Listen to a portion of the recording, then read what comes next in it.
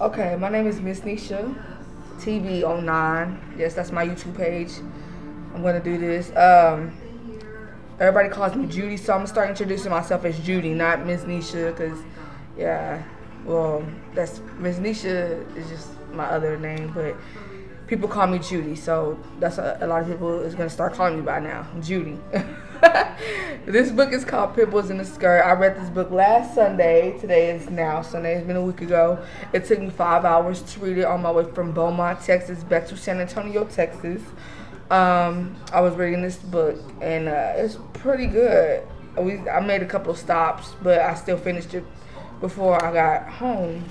I picked it up at Walmart for $5.24, if you guys can see that. It's by Michael Malone. I can't really pronounce that name. I want to say Michael, whatever. It's the same thing. But I'm going to go ahead and read the back for you. The back of the book for you is really, really good. I loved it. I'm going to tell you what I thought about it after. Really, even though I told you I loved it, I'm going to tell y'all what I really was thinking while I was reading it.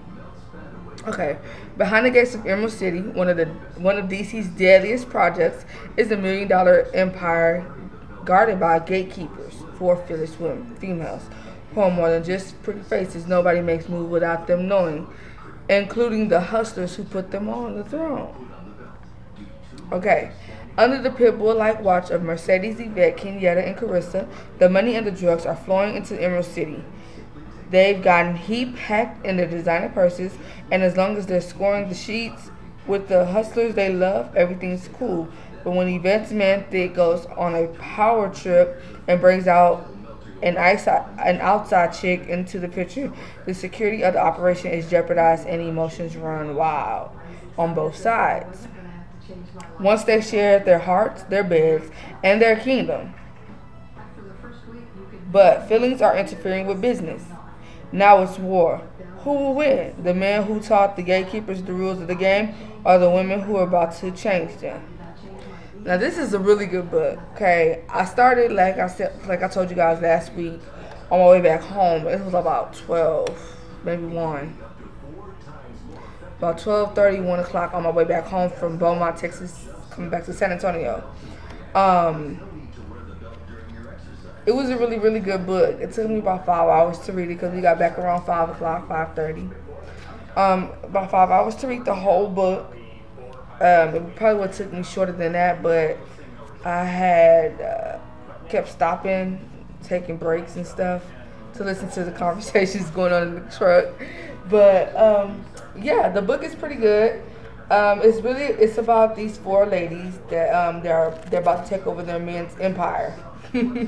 So I mean, if you like books like I like books, like I like exotic books, novels, storytellers, you know, any kind of stories, any ghost stories, anything like that. This is the stuff I read, and this is one of the books I've read. It's pretty good. You guys can pick it up at your local Walmart. They probably have it at Target or Kmart. I have no idea. But yeah, this is really good. Guys, go ahead and pick it up. It's called Pitbulls in a Skirt. Yeah, pretty good. Okay, and I told you guys I'm going to start reading this book, which is Double Dipping by by Allison Hobbs. And the presenter is Zane. Zane presented it. So I'm going to read the back of this one. So I can't sometimes pronounce their names, so don't judge me. I'm going to try my best to do this. Yeah. Okay. When Tariq and Shane Batista are 4 years old, they witness an act of terror that no child could ever be subject to. Their mentally unstable mother is murdered right in front of them. Even though they are twins, Tariq and Shane grow into very different young men. Tariq is the hard-kinded golden boy, while Shane is the dark and brooding, angry and deceitful.